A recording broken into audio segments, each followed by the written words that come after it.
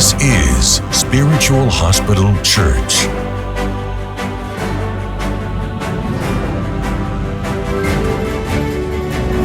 A place of worship, power, and God's wonders. You have prayed toward, you have pressed toward, you have suffered toward. The enemy is a liar. Encounter deliverance and divine breakthrough. No more disease, no more sickness, no more. Bringing life and hope through the Word of God. Tell everybody that Jesus Christ is Lord. A place of prayer, healing, and unconditional love. Welcome to your hour of healing.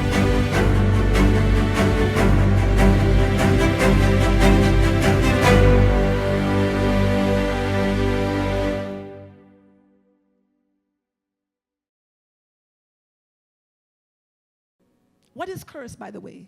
It's the opposite of blessing. Curse is a legal binding or a legal contract in the spiritual realm, giving hell permission to your life. How can we be under curse? Three things. This, the mouth.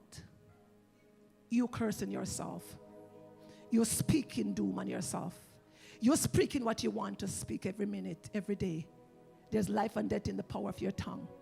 When you speak, you're sanctioning what you want to happen for you. And that is what hell is doing on your behalf as legal agent in this hurt realm.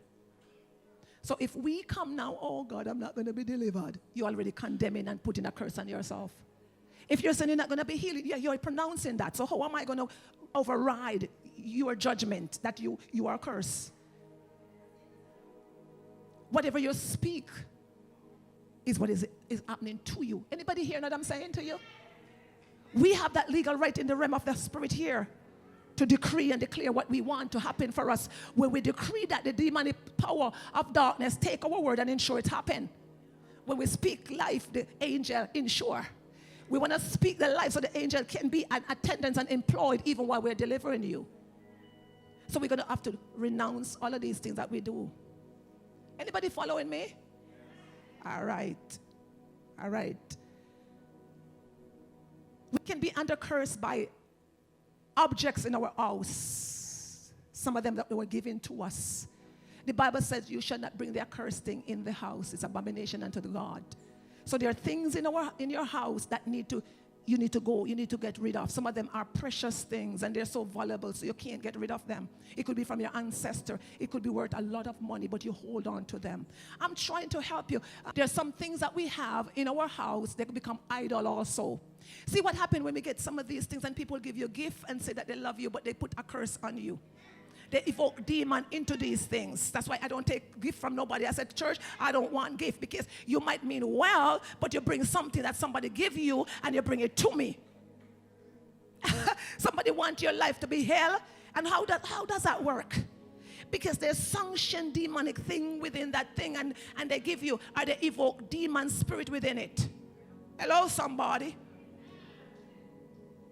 And you take it and you come in agreement with it and alignment with it and you have it in your house. So you need to go do a house cleaning, some of you, because if we deliver you, you go back, you're going to be still under the same condition.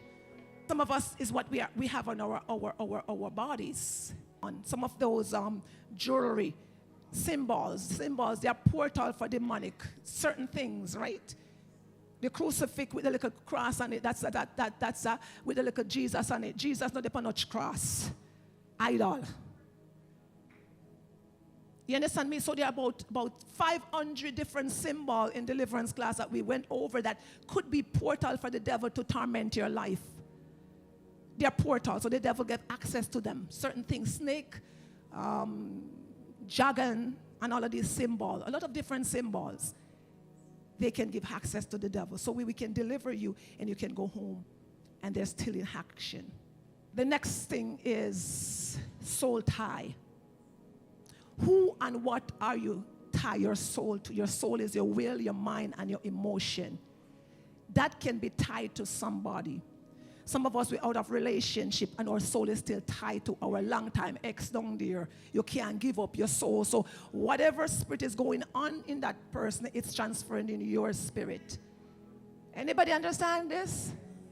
transferring of spirit, so we got to cut tie. We can cast out the demon, but you still tie. You can tie to so many different things. You can tie to your pastor, you can tie to money, you can tie to so many different things. What is it that you tie your soul to?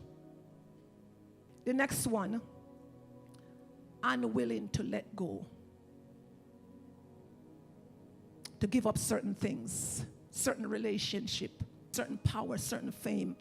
And that relationship does not even live in your house. It can be in your mind.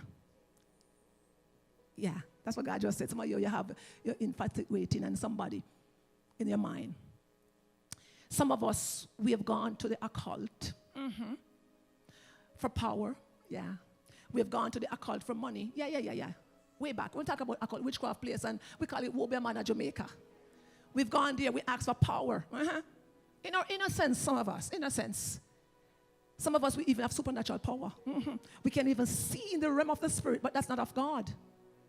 But some people will not give it up, because the moment you give it up, you lost power. Some people, they have wealth, but the wealth is not from God. It's an initiation. And so your wealth is coming through that source. You have to give that up, but not a lot of people want to will it. I remember somebody came to us and they were a lawyer, not a lawyer, doctor, somebody in that category. And they went to something to get power so that they can be brilliant in their study. And now able to do, and it's through that source. For complete deliverance, they would have to give up that power. But they're not going to give it up, because you're not going to have that doctorate or that lawyer or whatever. You're going to be flat. You cannot get deliverance and still hold on to that. Am I get through to anybody in the house? And for even those that are watching, maybe it's none of you here, but we have people that are very famous, wealthy, and the reason they have that wealth and that fame is because of what they went and they gotten, and so they want deliverance. You can't have your cake and eat it too. You have to give it up. But a lot of us, we don't want it. We want deliverance, and we don't understand how deliverance works. We can't have both. We can have one or the other. But even if we give it up, we have to trust God enough to know that God is a restorer, and He will give us even better than what the Wobeman give us. As a matter of fact, those persons that get those things is a trickery. The enemy just give it to you, but you don't realize that God have more for you. You remember when Jesus was, and when the devil tempt Jesus and said, if you bow and worship me, I'll give you all this. You got to know who you are and whose you are, and you have to know your benefit in the kingdom that God has for you. A lot of us don't know that. Let me rush on. The next one is soul wound.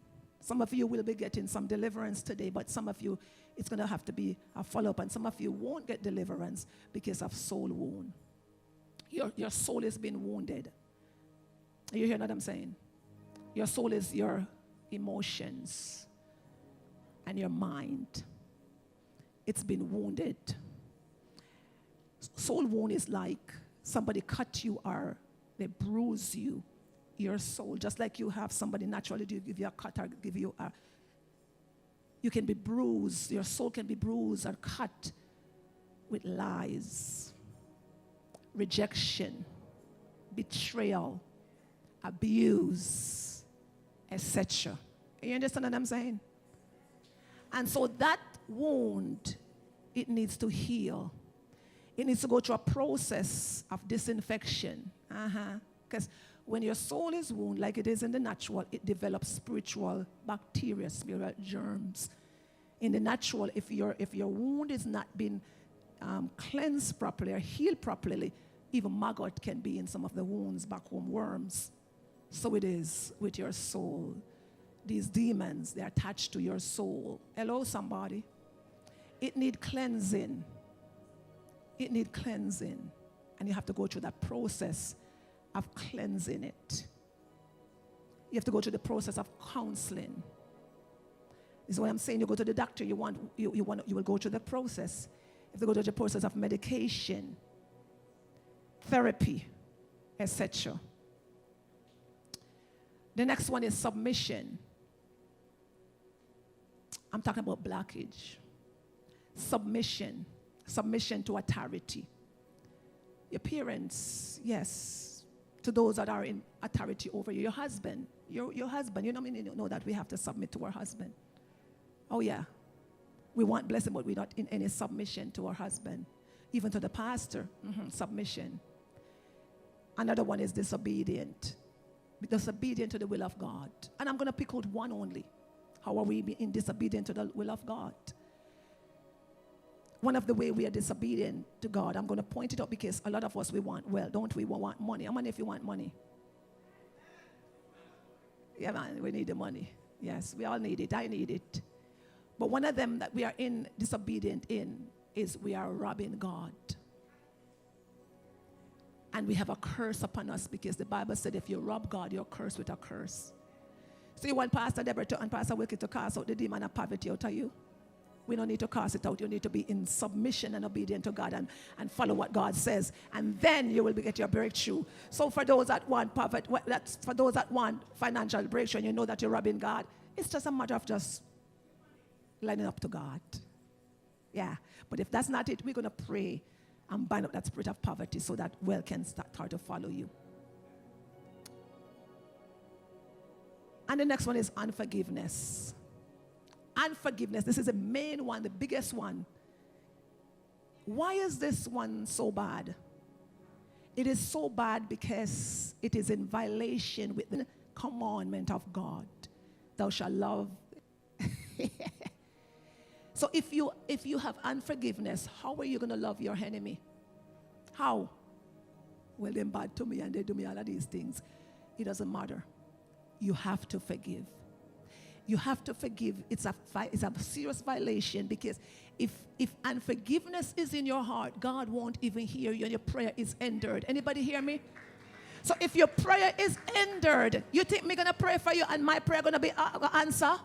If your prayer is hindered, my prayer won't do no good either. So God won't answer you, and this is what's happening. So God is not answering you. The wall is getting your prayer. You're praying amiss. Because God is not going to answer you. He's not going to answer anything. So unforgiveness is one of the number one thing. And it's one of the easiest things because we think that we are entitled. We think we're entitled because we are not the wrong. So I'm not going to forgive you. But when you fail to forgive, you're drinking poison and expect somebody to die. That's what it is.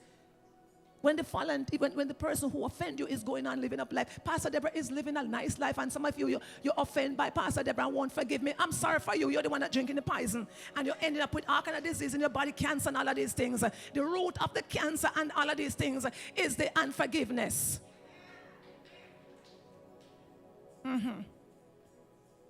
The next one is spiritual garbage. That is going to block you and blacken your spiritual garbage. What are these garbage in your life? Sinning, offense, bitterness, jealousy, envy, backbiting, gossip. These things are spiritual flies to the devil. They eat on them, they feed on them, they multiply. How many of you have flies in your house with the fruit flies in the summer? How many of you? Come on. The flies multiply, church. So why the devils and demons is multiplying in your life is because of the eating. They have something to eat on in your life. What are they eating in your life? Bitterness, anger, unforgiveness. These are garbage. You didn't know that? Demons, church, are like flies. They have to survive on something, which is hurt.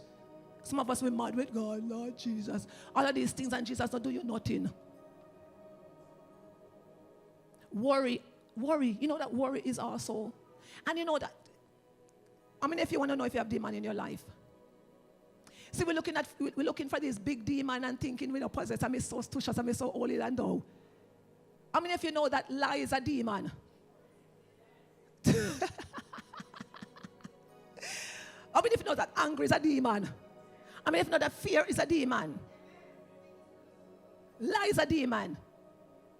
And I get it? Gossip is a demon.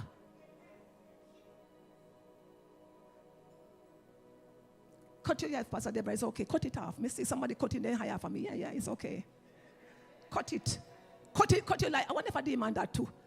Well, the demon is behind that cutting and influencing you to cut it. Yeah. So, church, what I'm trying to say here is that if you cut the source, they will have nothing to feed on, and the demon will flee. Anybody hear me?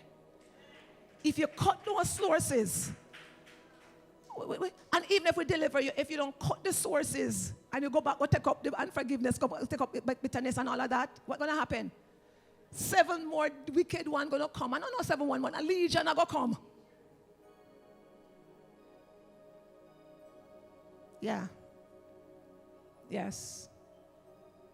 You can't get rid of the demons without getting rid of the sin garbage. Anybody hear what I'm saying? You cannot get rid of the demons unless you get rid of the source, the sin demons, them. Yeah. We'll repel them. We'll destroy them. We'll get them out. But if the food is still there, they're going to come back and eat. Some of us, we have to get rid of the mangoes and those things in the house that the demon, the flies them feed on, don't we? Same thing with your life, church. I wonder if they're following me. See, understand, I'm coming down, don't worry. Evil spirit or the wrong spirit will only operate where there is an absence of God's influence. You hear me? Let me repeat in another way. Demons and these flies or spirits are the result of the absence of God's presence and the absence of God's influence in your life. Anybody hearing me?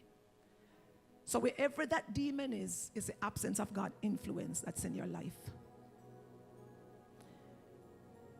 Understand, spirit have the rights in your life because you are holding on to property of hell. Anybody hear what I'm saying? If they're property of hell in your life, the demon have the right to hold on to it. That's their property. Clean the slate, clean your slate, and you will have no demon that will attach. Demons are like magnet. Okay, so demons has no right in your life. Curses have no right in your life. Spell, X's, and portion and all of these things have no right in your life. Absolutely not. But bad fortune have no right in your life, church. And it should not be into your life as a Christian. Whatever you're going through, that it's terrible, it's bad. Only if God allow it for a season or for a purpose, it should be in your life. And some of you need to ask God, God, is what I'm going through, is it because you're processing me, you're developing me, and allowing me to go through this because of where you're calling me? Some of us, God is calling us into deliverance ministry, and so he will allow the devil so we can experience how devils and demons work. You understand what I'm saying? But if God is not bringing you into a process, there is reasons why these demons is in your life as a Christian and affecting you, preventing you. And this is how they're in your life. They're in your life through legal rights. Open doors. Are you getting me? Open doors, some of them we are not even aware of. And some of them we are aware of. We don't have time to go through, to check, to see the ones that we're not even aware of because of time. Deliverance clinic class will teach you that. But right now, we want to just lay it out clear that they're in your life. That's the only way that they can go in your life, through legal right. And so to obtain successful deliverance today, we have to deal with, number one, the stronghold. We're going to tear them down. I'm going to tell you a bit what that is. We're going to tear them down. And the next one is legal right. We have to remove the legal right. Anybody hear me? For successful deliverance, number one, let me just focus on that because tearing down going to continue for a while. That's discipleship. But number one is the legal right. Once we can deal with the legal right, the enemy has to go. They have no place in your life. See, last week, if anybody was here, you see the incident here? That demon could come out. Some demons, they're like tooth and nail, because especially if it's a occult, they ain't gonna go nowhere. They latch so deep that we have to, it's like a tooth and nail. You know, when you're going to do surgery, you have to have a 4-hour surgery. You have to pull that demon out. And remember, when demon enter a person, it's never one demon. It's always many demons with it. So we're gonna pull them out, and they can come out, but if they come out, they're gonna come back. We want successful deliverance. And so they would, and they will also refuse to come out because they know that they have a legal right to be there. So last week, that demon had a legal right to be there. And so no matter how authority we have, we can't cast that demon out. We have to go through counseling with that individual. And sometimes the individual don't even know they have a legal right. Are you understanding how this deliverance thing works, church? Are you understanding?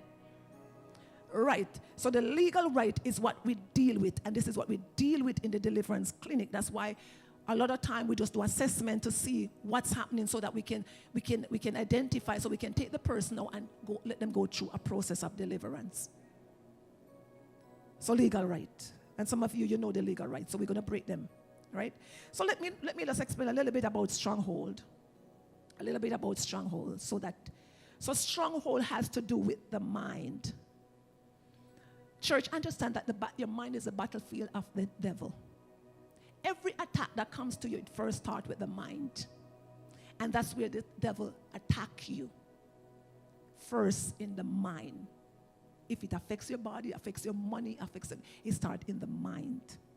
And stronghold, really what it is, it's incorrect thinking pattern in the mind, that we see things through failure, through being poor, through being dumb, true, we are nothing. I had such low self-esteem because the strongholds were telling me that I'm good for nothing, based on the fact that what has developed in my life for so long, I feel that I don't talk so good, I'm not so sophisticated, I don't look so dignified. So that stronghold built up in me, and I have low self-esteem. Are you hearing me? So I had a stronghold of low self-esteem, and that was crippling me. I couldn't do nothing. I was so fearful, and all different spirit of fear, all kind of thing attached to it. Until I got the revelation, I pulled on all these strongholds from my life. You understand what I'm saying? I pull it down. So stronghold is a mindset that stronghold is a mindset that you do long enough. You believe long enough. Even you can have a religious stronghold. You can believe that lie that, well, you have all kind of religious belief. That can be a stronghold. Oh yeah, that's what happened to some of these cults. Become a stronghold because they believe so long enough. They believe strong enough.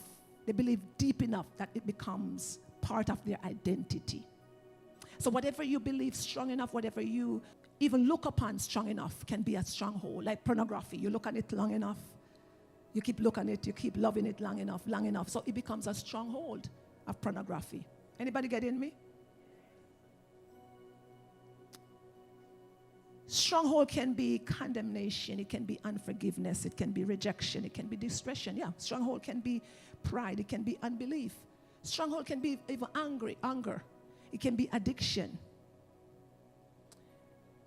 Understand, church, once we open the door, Satan and his demons begins to control our thoughts.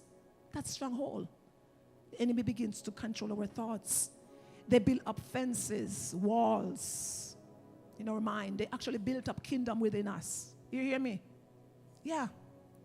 So stronghold is the symptoms and the spirit is the root of the problem. You hear me?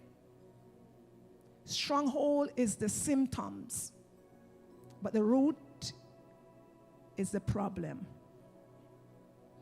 This is why God said for us to cast down every imagination. Romans chapter 2 be said to be transformed by the renewing of your mind. This is to change your thoughts and perspective and align with God's will. So the drug, we are using the drug to smooth, and the alcohol to smooth what's actually is the root. Anybody understanding what I'm saying? Spirit of anger is not the root. It is the tension from past hurt. So when we lash out, it's a result of lash out with wrath, rush out with revenge, and all of us can attest to that. All of us. Anger is not the problem. The lashing out is not it. It's the hurt, it's the abandonment, the rejection, is what the abuse that we go through or whatever it is.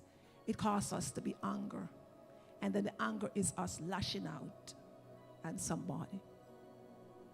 Are you getting it? Alcohol and drugs is the symptoms. When we take alcohol and drugs and these things, it is to smooth and relieve the pain. It's to relieve the hurt. It's to relieve the abuse. Anger is a result of the pressure and the pain from somebody touching it. So whatever going on in there, and I touch it with similar things, it becomes painful. Are you getting me?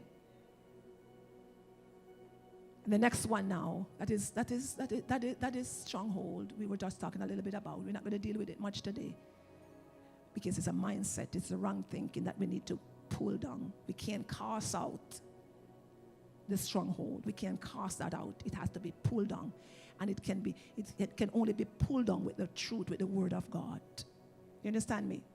It can only be pulled down, and this is why I said discipleship is necessary. So the next one is legal right, and I'm going to done right at there that we can get time to do deliverance. The last one is legal right. Satan is a legalist.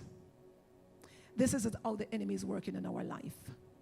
He cannot come in our life unless he finds a way to come in our life.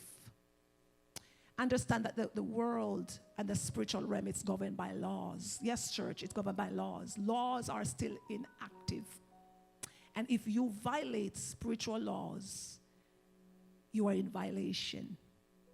Anybody hear me? There's a just God. God is a judge. He's a just God. And his law is there. It's unchangeable. He can't override his laws for you because you're a Christian. Anybody hearing me? So this is what is happening to us. We expect God to override his law and bring healing and deliverance. You have to deal with your charge in the realm of the spirit. So anything that you go against God's will, the Bible is his law book. If you go against his law, there's a violation against your life that hell can literally access your life. Are you hearing me? Some of us, so we have charges in the realm of the spirit, just as it in the natural, so it is in the spiritual realm. If you violate God's law, church, hear me carefully, because a lot of Christians don't understand this principle. We don't understand it. This is why we practice this. Every day we are criminal. We are spiritual criminals. No. You know, and there's an arrest for some of you. Arrest is out in the realm for you. And a lot of us, we have been arrested. Oh my God, if you could see yourself now. A lot of us, you've been arrested in the spiritual realm by devils and demons. Hear me carefully. And there's a judgment in the realm of the spirit against your life. There's charges against your life. And so what happened is that some of us, we are in spiritual prison. Locked up in spiritual prison. And we can't get out. Our finances is locked up. Oh my God, our health is locked up. Our wealth, our well-being is locked up because of the charges that are against us.